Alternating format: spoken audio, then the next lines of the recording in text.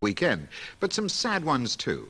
Out in Canada, Newport heavyweight David Pearce took a knockout blow that's almost certainly finished his career, and he didn't even get a chance to throw a punch.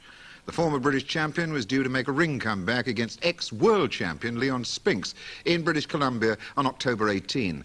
But the Canadian Boxing Federation have now banned the fight because Pearce is suspended in Britain. It's a sickener for David Pearce because he passed a rigorous medical in Canada recently after the British board took his licence away when their own doctors claimed he'd suffered brain damage. Pearce took the British and Welsh heavyweight titles from Neville Mead 2 years ago, but he never had a chance to defend them. Now that the Welsh title is vacant, there should be increased interest in Wednesday's show at the Leisure Centre in Newport. Risker's Andrew Gerard fights Llanelli's Chris Jacobs to find the new champion. And promoter Billy May will also stage the first ever contest for the new Welsh junior lightweight title. I think you could have a tremendous top-of-the-bill show with Steve Sims versus Steve Cleek, two fighters that don't take a step backwards. The heavyweight, the joint supporting bout, Andrew Gerard versus Chris Jacobs. They're two big, heavy fighters, heavyweights. They're very, very strong. Two youngsters who want to get on in the game, which is a very hard game. Incidentally, I put to the two boys who wanted to, when I signed up the contracts, that the last two British champions were Welsh champions that went on to win a British heavyweight title. I think it's going to be a tremendous fight. It's going to be one of the first, well, it is the first professional show taking place at the new Leisure Centre, which seats 2,000 people. The tickets are going very, very slowly, but they're going. All the ringsides are sold out. As you know, both my boys are rated as underdogs, which I think is a bit farcical. I mean, we've got a good track record with heavyweights. Jimmy has especially worked on Chris for this. Chris has been away sparring with Banjo for 2 weeks. I think he didn't learn too much from Banjo in that time. I think Chris took it all out of Banjo. That's why Banjo didn't perform so good. But Jim's track record with heavyweights is very good. As you know, we had Neville Mead, Winston Allen before that to run up a good record. And I'm certain that you'll see a far more mature fighter than his record states with Chris. He's punching twice as hard, and his fitness is second to none. I've trained now solid for 3 months.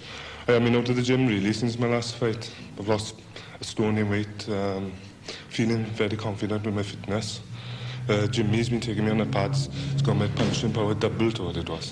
What do you think are the strongest points about your style? A good defence, so I don't take any punishment, and a very strong jab. You can take a punch. Have you had to so far? Oh yes, I've taken good punches on numerous times and survived them all right. And you can dish it out as well? Oh yes, I've proved that. This fight means a stepping stone for better things. Looking to improve my career, you know, possibly top 10 in the country by the end of the season. I know Gerard isn't the one for backing off. I've sparred with him many times. He's got plenty of bottle, but it's going to be all out for the two of us.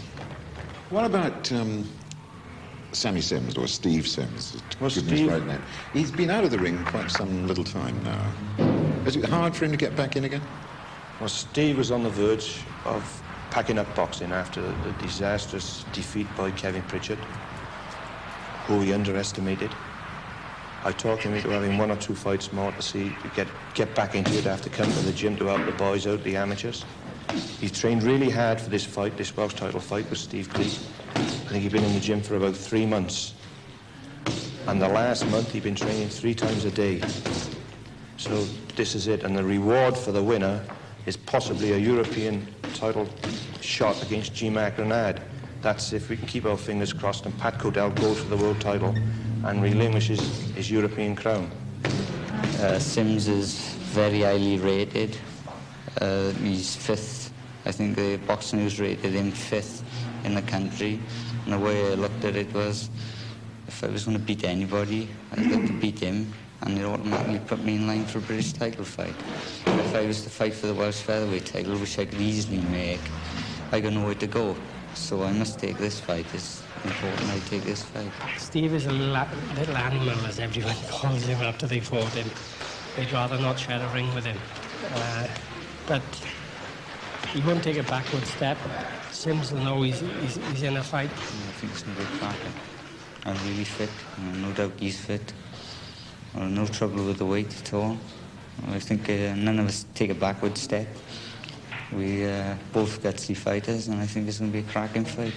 The last time I had two boys fighting for Welsh titles on the same day, we came away with two champions. Near enough the same weight. Neville Mead knocked Winston Allen out, and Pip Coleman beat Glyn Davis. And I'm sure we'll do a double this time. So, a couple of good scraps in Newport on Wednesday night.